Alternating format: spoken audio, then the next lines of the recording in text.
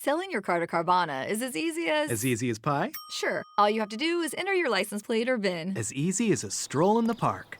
Okay, then just answer a few questions and you'll get a real offer in seconds. As easy as singing. Why not? Schedule a pickup or drop off and Carvana will pay you that amount right on the spot. As easy as playing guitar. Actually, I find that kind of difficult. But selling your car to Carvana is as easy as... Can be. Visit Carvana.com or download the app to get an instant offer today. And he hit the guy on the bike. I believe the guy survived, so you don't have to feel bad. But at that time, he was like, "Oh my gosh, like I gotta figure out how to not be hitting all these cyclists on the way home from my theater job." My name is Richard Dix, and this is How Did That Happen? A podcast where I look at everyday things or events and try to figure out how they came to be. Every week, I will research one topic, and by the end of the episode, I hope to truly have the answer to the question, how did that happen? All right, welcome back to another episode of How Did That Happen? I believe this is episode 55. We're going to be talking about windshield wipers and windshields, and we're going to learn a lot of stuff about that stuff. But before we get into that, got to do a little housekeeping. Even before that, I just want to say thank you for everybody that's listened to anytime throughout this whole year. I appreciate you guys. We'll be coming up on our 1-year anniversary, I believe in like 2 weeks. It's come a long way to listen from the first episode I did about dollar stores to this one now, and even have a mini-sode accompaniment and the other podcasts I have kind of coming down the pipeline. I definitely have more stuff in the works, but I just want to say thank you guys for press and play. But what am I watching right now? I just finished that show called Sort of on HBO Max, and it is really interesting. It's I watched both seasons actually in one day. They're really short episodes, but it's about a gender like non-binary Pakistani person who lives in Toronto, and it follows their life as a nanny. To this family, who's the wife of that family, she goes into a coma, and then the nanny kind of takes over. We're not over, but it's like this whole just a lot of different dynamics. But it's very good. It's a comedy. I wouldn't quite call it a dark comedy, but it's definitely there's some dark aspects to it. But I would definitely highly recommend it. I also just finished watching the third, or caught up to South Side, this season 3. I'm about halfway through, which is I think all the episodes they have out right now. It's another good comedy. This one takes place at a furniture rental place in Southside Chicago.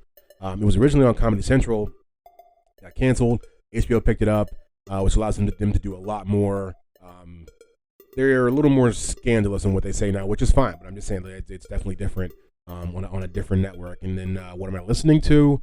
Right now, I always do the, not always, but a lot of times I do the We Might Be Drunk podcast with Sam Morril and Mark Norman. I listen to that all the time. I like those two comedians. They're probably two of the greatest comedians out right now. Definitely, both their specials are really funny, and I like their point of view. The main point of that podcast is they'll interview other comedians and usually make a cocktail. They'll have a bartender on site, so they kind of make cool cocktails and stuff while they're talking. But that's just because those guys are interesting to hear what they have to say. And then I have the Daily Stoic with Ryan Holiday. I listened to that. Been listening to that for probably a couple years now, I guess. And they're really short episodes, and I don't always understand them because this guy's pretty deep. But he always has a really interesting way of explaining life that I feel like is worth listening to if you're ever in a box. I feel like you can't get out of it. Like he always, when I listen to it, I'm like, he's an outside the box thinker. He really is. Since I'm plugging those episodes, I'll plug my own mini-sode that comes out every Thursday at 4:30 a.m. Bite-sized bios. It is our most recent episode was about Hillary Clinton, and I tell you all about her life, and I also tell you why that pantsuit meant so much to her. We dig right into it. We find out why that became a staple in her wardrobe. But before we get on to the next episode, as always, like and subscribe. If you like what you hear here on HDTH, be sure to give us a like and subscribe, maybe even 5 stars if you feel so inclined. Or as I always say, you want to give us 2 stars and then say why you didn't want to give us 5. That's all right too. Any constructive criticism is always accepted. But yeah, so I think we're going to go ahead and get on to this episode. Only one more week left in the year, and then we'll be on to the brand new year podcasting, a whole nother year finding out how things happen. But without further ado, as I'm known to do, here's the episode. So today we are going to talk about windshield wipers and everything, or at least most things that surround them. I started this idea with it just being, truthfully, just wanted to see where it would go because I didn't think it would be a whole episode. I thought that because I've had it in the list for a while and I kept looking at it and I was like, let's do it because I thought I knew the story of windshield wipers, and I don't, but I probably knew 30%. I'm gonna give you guys the extra 70% that I picked up. But you'll find before we get into it, there's a lot of different different terminology that I feel like gets just thrown around and used differently as far as like who made the first electric windshield wiper or automatic or different types of products they use. Were they rollers? Were they blades? And I'm gonna try to keep a pretty linear line. But I just want to say for any of these people out here, maybe just who maybe get confused or think, oh, he doesn't. That's not actually what it doesn't go that way. Agreed. Because I've read a lot of this stuff and I've gone through the edits for myself, and I'm just like, man, But it is interesting. So, one of the first earliest recorded patents for what they called a windscreen wiper was done by a man named George J. Capewell of Hartford, Connecticut. And this was filed actually on August 6th of 1896. And his invention was for an automated motorized wiper for cars, locomotives, and other type of land vehicles at the time. And that didn't go that far because I'm not even sure if I know the answer why, but basically, I think honestly because during that time the cars weren't as ubiquitous as they would become. The Model T wouldn't roll out for another 15 years after he patented this. So I just think he was a little bit before his time. Other things before the windshield wiper, a lot of drivers of vehicles would manually clean their windshield, and we'll see that actually even with some of the first windshield wipers themselves. But they would have to get out and just wipe it down, with whatever they had, a rag or something. But they would have to pull over, sometimes it would be so bad. And we're talking about in bad weather conditions. And so enter Mary Anderson. She is basically the godmother, right, of windshield wipers. And when you read a lot of these articles that talk about interesting facts about, windshield wipers, they always throw in there that they were made by a woman. I don't know why that blows people away so much, or why that's such a, gotta get that out there first. But so she did. She basically did. So she was born in 1866 in Birmingham, Alabama, and she worked there as a real estate developer, cattle rancher, and a winemaker, all throughout different points of her life. But in the year 1902, she made a trip to New York City, good old NYC.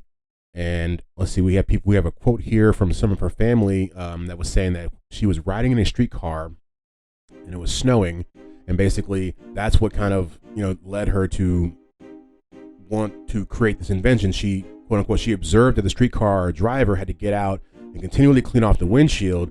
And this is a problem for everybody, not just for her, but because it would literally, if you're in inclement weather, it's one thing to have to like drive through it with windshield wipers, but if you have to stop every 5 minutes to wipe off your windshield, you're not going anywhere very fast. So it was also an inconvenience just overall.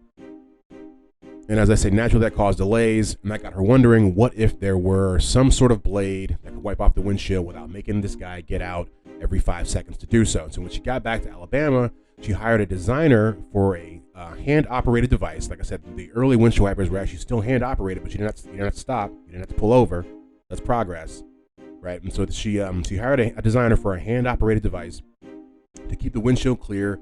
And she had a local company produce a working model. She applied for and received a patent in 1903 that would last for 17 years. Now, what we'll see and there's another woman that comes up after this who also added some advancements to windshield wipers. Neither one of these ladies would actually make any real money off of what they did.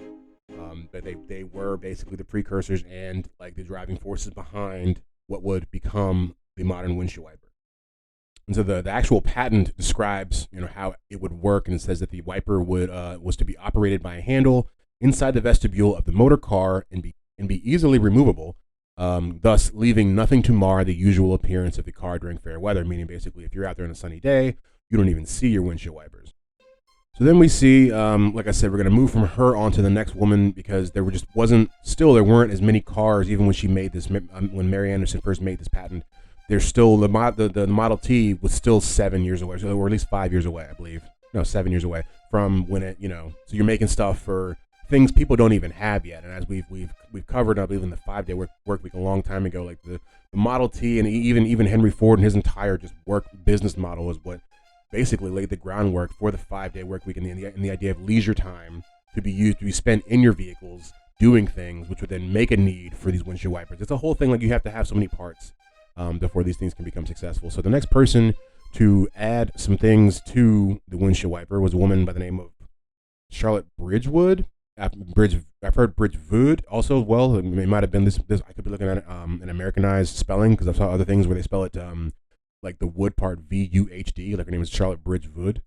But she received a patent in 1917 for what she would title the Electric Storm Windshield Cleaner. And she did this through a manufacturing company. And she created them, and they worked, but they weren't. I think it was still just a matter of the time, because basically the patent was issued in 1917, which was just around the time that Mary Anderson's was about to end. But then it would expire 3 years later. And I think there were a number of things that also probably played into them not being successful. They were not actually blades as we know them. They were rollers of some sort, which just doesn't sound like it would work. And then, so like I said, also the patent would just end in 1920, and literally I think less than a year and a half, maybe 2 years later, Cadillac would make them standard, would make wipers standard on their vehicles, but she couldn't make any money off that because she didn't own that technology anymore. So it's just, you see these two ladies kind of just getting the short end of the stick when it comes to any sort of recognition for their actual, inventions. But what I was really wondering about, what I was trying to figure out, and the reason why I couldn't make this an episode yet, because I knew that information, and you kind of know the stuff at the end. We know what wiper blades look like now, but I was trying to figure out how they became just the modern wiper blade that we have, right? And so I went looking for, I don't know if people are how many may even be aware of the type of wiper blades that they have, but I've always heard of the company Trico when it comes to windshield wipers blades, and so I wanted to know what's up with that company, and how did it become that I even know that company name and I know nothing about cars. Like, I know cars, like I know cars when I see them, but I'm not the guy that goes under the hood, which is very sad because my father was a helicopter mechanic, and I just, for some reason, the bug didn't bite me. But we're moving on. But I digress. So we get back to Trico and the modern wiper blade. So right around the time as Miss Bridgewood was patenting her invention, there was a man named John R. Oishii. It's cool. It's a fun name. Oishii. Just say it one time. Oishii. He created the Tri-Continental Corporation, which is Trico.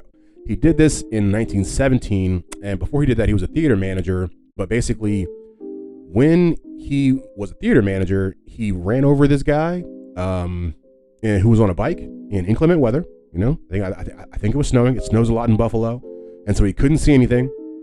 And he hit the guy on the bike. I believe the guy survived, so you don't have to feel bad.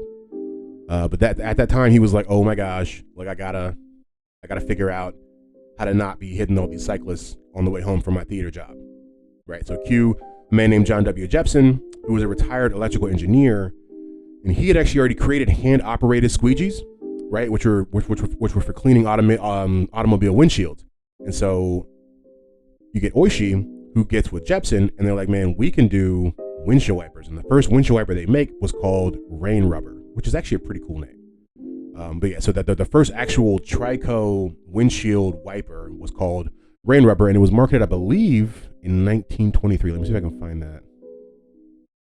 No, I'm sorry, 1917. Yeah, so it was actually marketed, the first one, in 1917. And this is where we actually start to see. This is what's important. Was important to me to kind of bridge the gap. Was when did they go from these ladies who kept trying to make windshield wipers and not making any money? When did it go from that to, oh, they're everywhere, and like it's a real part of a car, and it's not only is it a part of a car, but it's a money making, profitable part of a car. And so this is how we do that. Trico is how we get to that point. And so the Rain Rubber, which was marketed, like I said, first in 1917, and it consisted of a rubber blade that was attached to a handle, and it would be carried in the automobile's toolbox during good weather, and the handle of the Rain Rubber fit through the opening between the upper and lower sections of the two-part windshields during the day of that time. So what you're thinking, if you're thinking about a normal windshield, you have to think of something different. Look back to those older cars. They were actually two-paneled windshields. So these were designed to stick straight through, like I guess it was a little slit if you could, and just slip it through there, and then you could work it, by pushing the handle back and forth. The driver could clear the rain from the windshield. So that was really the first the first modern windshield wiper that was actually for sale. You buy it for your car. Cars exist already. Like I said, we're now almost 10 years past when the Model T becomes a thing. And we'll see, like I said, in the early 20s, Cadillac actually makes them standard on their vehicles as well. So windshield wipers they're showing up everywhere. And so I have a small timeline here of Trico windshield wiper accomplishments or inventions, however you want to put it. I'm only going to go through a couple because there actually are a couple more advancements I want to cover with windshield wipers that go back a little bit, or actually right around where we are right now, right around the 1920s. Because there's a few people that were coming in and adding different things to create what we have now, to go from what you put, the first one being something you shove through a dual paneled windshield and kind of work with your hands, to becoming, actually the windshield wipers that you have on your car today. We're not going to get all the way to, I really stop around the 60s, I think in the 50s, because after that, it's just technology kind of growing on itself. It's not as these big, large advancements that we're finding about 100 years ago when we had cars. I mean, we're going to find out later. I guess I'll spoil out the first cars, the windshields were optional. You get it, you don't, you pull it down when you don't want it. Like, so it's just like, we really have progressed, and I just wanted to kind of cover that portion. But before we do, I will say in 1936 is really, we see the windshield washer system. And so Trico is kind of the people who are behind the idea of, kind of cleaning your windshields. You pull that little button, it squirts on your windshield, as they call it, 2 little squirts. And that they pioneered the idea of using windshield washer fluid to keep windshields clean, and doing that with the windshield wipers. Now, I've always thought about who came up with that idea, because it works perfectly. You know what I mean? Not perfect, but it's like, you can really do it. Like, you can clean your windshield while you're driving. It's not a problem. It's like, who made that? I don't know actually who made it, but as far as the person, but Trico is the company who marketed it for the first time. They have a couple others that I thought were interesting. They have one that was made, I think, a few years before that. It's called the Sleet Wand, right? And it was made to kind of like de-ice your windshield, and they did it with it was like a rock salt type of product that would also be in your windshield wiper. So that, like, you would have like basically the same stuff you would put on a front porch to kind of take the snow away. They had that on a windshield wiper. I don't think they do that anymore, but they have all these types of like ice and harsh winter wiper blades, and those were basically some kind of like the predecessors, if you will, like the first ones, their first attempts. Yeah, I think that's probably about it for as far as that timeline. I will go back, like I said, to let's see, what do we got here, because there's the idea of the intermittent windshield wipers. There's a lot of different types they go through to get up to that point. There was a man named Raymond Anderson who in 1923 he applied for some patents about some windshield wipers, and there were a couple things that came from that. I think he was the first person to kind of create the idea of the intermittent windshield wiper. And this is, if you don't know what I'm saying, it's really what we have now, where it's like when they go in unison, as opposed to, or not in unison, but like they kind of take each other's spot when they move. Whereas the other ones would move together, and they wouldn't. You'd only get, if you look at those old movies, you can see it. They only get a certain swath of the actual windshields because they're not moving intermittently like they do now. So that he was the first one to kind of create that idea. He's not the guy that really pioneered it, because that would come actually, I think, about 30 years later with a man named John Kearns, I believe it is. But he's the first guy to kind of patent it. And he also, in his patent, had the first use of an electric motor. And like, this is where we get into the whole idea of like, what is, I don't know, because it confused me. So I can assume that other people would also be confused as well. My listeners are probably smarter than me. That's probably very true. So you have like the electric motor, right? And then you have like the automatic motor, and then you have what they call a vacuum powered motor. And I'm just like, all right, too much. So, but Raymond Anderson was the first guy to make the electric motor. And I guess before that they were using vacuum powered, and a lot of different. It is interesting to point out, when I was doing the research, when they first get into the idea of automatic windshield wipers, they are some of the ones that they use they use the steam from the engine to power it. So they're almost steam powered windshield wipers, and that actually was sustainable for a while. I don't know that, I don't have the actual notes in front of me of how long that was a viable product, but that was some of the first early on automatic windshield wipers would be plugged up through like the not the exhaust system, but whatever they could pull off from the steam from the front part of the engine, and that would actually power the windshield wipers to go back and forth. But see, what was Raymond Anderson's idea? His actually was the motor was powered by the car's battery, and it would be connected to the battery through wiring. The advantage was that the wiper unit was actually smaller and lighter, and especially compared to the full bearers, which I don't think I've actually mentioned them yet. Those guys were also, I didn't mention them that much because they created their stuff and honestly just directly sold it to Trico. Like they made automatic windshield wipers as well, but they basically sold their technology to Trico like right after they made it. They're two brothers from Ohio, from Cleveland. Let's get them out there since we're talking about them. But yeah, they made that, and then I was just like, for that, which is like, I'm sure they made money, but it's just not as interesting as these other guys who were trying to like make it on their own. Like, and I get it, it's what all people do right now with all these software companies and all that stuff.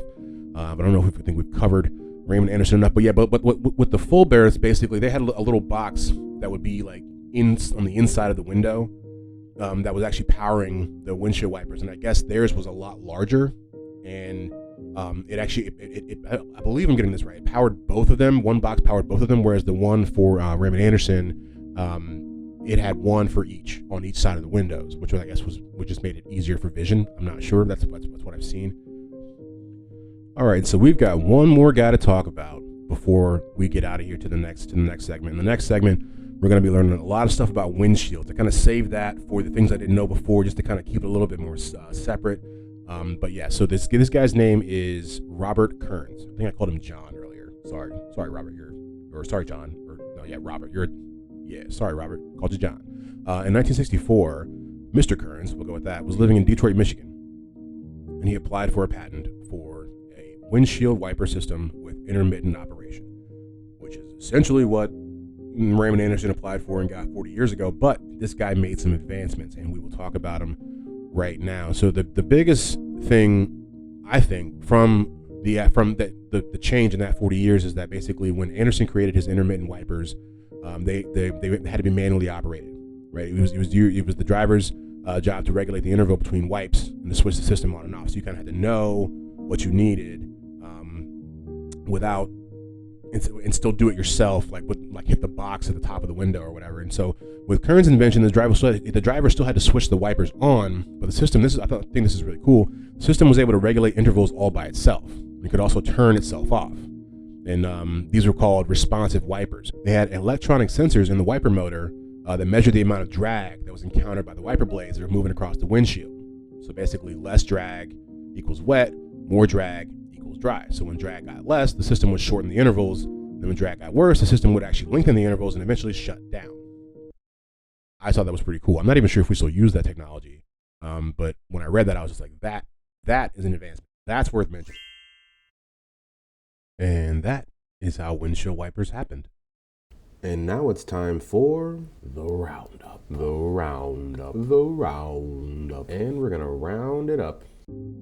Mary Anderson makes the first windshield wipers in 1902 after a trip to NYC. Charlotte Bridgewood furthers the design in 1917 with electric rollers. Trico begins that same year and would go on to become the world's leader in wiper blades. Things I didn't know before. And now I know them. Never heard of these things. What are they? Alright, and so for this week's Things I Didn't Know Before, I thought, because I was about done with the windshield wipers research, and then I thought, well, like what I want to keep expanding with this podcast, we have to if we're talking about windshield wipers, we have to talk about windshields. You know what I mean? At least a little bit. And so I thought I would actually, because I didn't know anything about them. I know nothing about them. And I was actually reading an article about windshields earlier this week, and that's what made me think about it. Because I thought about, is there stuff that I do or don't know about it? And I was like, oh, you just learned something like 2 days ago that had nothing to do with, I wasn't doing research. I was just bored, and I was just reading stuff, and you know how you do that. But so the first thing I'll tell you about windshields is that, like I said, I think actually a little bit earlier, is that windshields used to be optional. So when the first automobiles first came out in the early 1900s, the windshields were not standard. It's not something you can just guarantee was going to be there. They were an add-on item. They were a luxury. You know, how much money do you got? You got windshield money? Let's see what, kind of dollars you're working with. And so it consisted of a thin sheet of glass that could be folded down when it got dirty. And like I said, they were a luxury item. Windshields increased the cost of a vehicle. And so only if you were really about that cheddar would you actually have a windshield on your car. They didn't actually become a standard feature in many cars until around 1915. So that would also, like I was saying earlier, would have something to do with why the first early pioneers of windshield wipers, which were two women, had trouble marketing their product because most people weren't even using windshields. They weren't even using the thing that they were trying to sell them to keep clear. You know what I mean? It's because I think you can look at these and wonder, was it bad business deals? Was it a bad product? It's like, no, it's just a product of the time. Like, nobody had windshields. They don't have to wipe them. It's pretty simple. This I thought was actually interesting. Shatterproof glass was invented by accident. So we have our French chemist here named Edouard Benedictus, right? And he inadvertently invented shatterproof glass when he dropped a glass flask that was coated in cellulose nitrate. When he dropped it, it didn't shatter. He was like, "Oh my gosh, shatterproof glass!" But he wouldn't actually patent this, his technology wouldn't actually be used for automobiles in any way, shape, or form until around 1909. I'm not actually sure. I didn't get the year that he found it. That would be a much more interesting fact of what I just said if I had the first little bit. Let's see.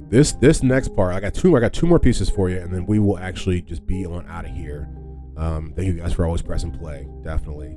So what we have here is airbags depend on windshields, and I'm not a science guy, right? I'm not a physics guy, so I've never had these thoughts. But when I read this article, I was like, that makes so much sense. So if you haven't already gotten to it, I will try to explain it to you now. So in many cases, auto airbags actually use the windshield to deploy properly. The glass assists to position the airbag upon impact. So what that means is if the glass was to shatter, right, then the airbag wouldn't open up in the perfect kind of pillow way to kind of try to save your life.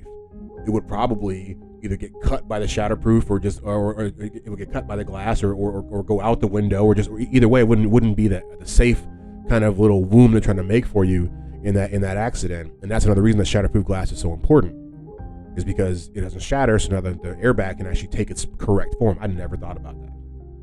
I've also never been in a car accident, so I just there's a lot of things in my life that I haven't thought about. Finding that out as I go along. The last thing that I will tell you, and this is something that I used to wonder about as a child, but I haven't really thought about it in years because I just one of those things you figure you're never going to figure out.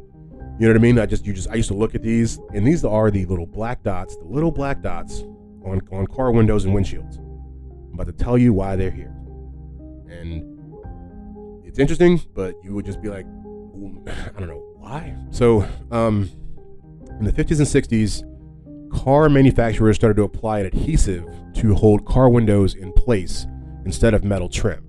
It's like we mentioned, the windshield itself goes through a long transition of being some sort of thin little glass you can roll down to actually being it was encased in metal. Now it's going to be actually adhered to the actual vehicle. But when they did this, their end job wasn't aesthetically pleasing. It just didn't look good. I don't wonder what it looked like. They say it didn't look good. So enter the black rims you see around your car windows today. They're called frits. That's the black part that encases your car window. And so the dots that border them, I think they're also called frits.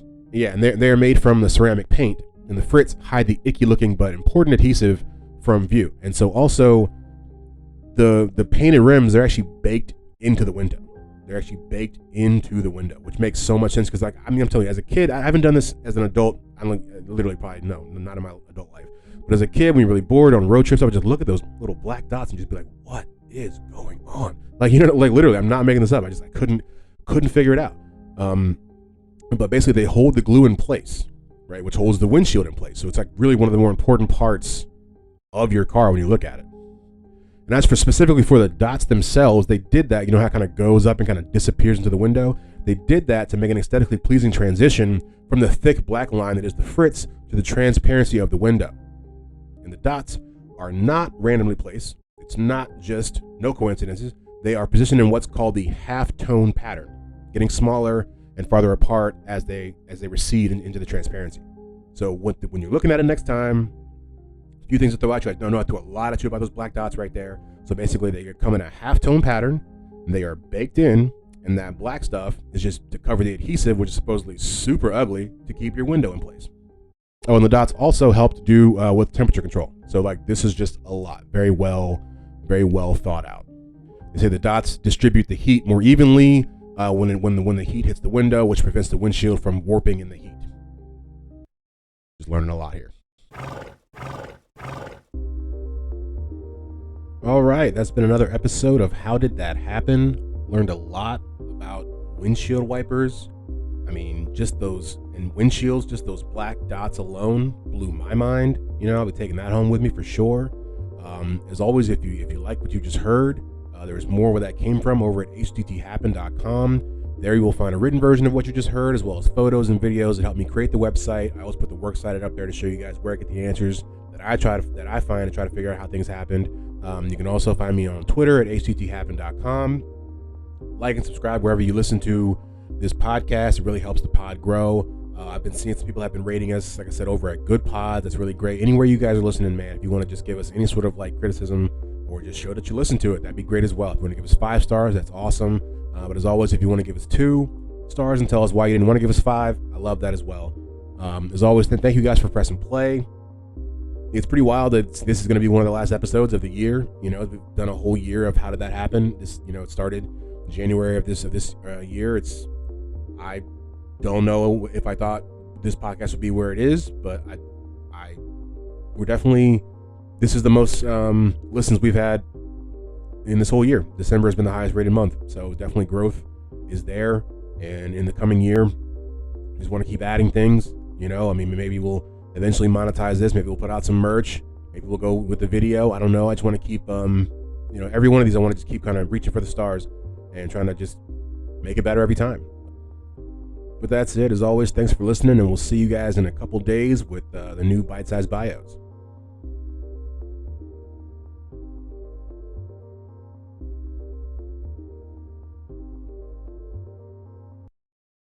With Miller Mott College's online programs, you can choose when you study. Our online programs give you the flexibility to make education work with your schedule. Earn your degree without derailing your life. Visit us online at miller-mott.edu. That's miller-mott.edu.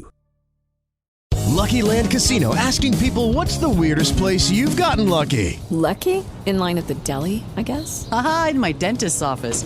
More than once, actually. Do I have to say? Yes, you do. In the car before my kids' PTA meeting. Really? Yes. Excuse me, what's the weirdest place you've gotten lucky? I never win and tell. Well, there you have it. You can get lucky anywhere, playing at LuckyLandSlots.com. Play for free right now. Are you feeling lucky? No purchase necessary. Void where prohibited by law. 18+. Terms and conditions apply. See website for details.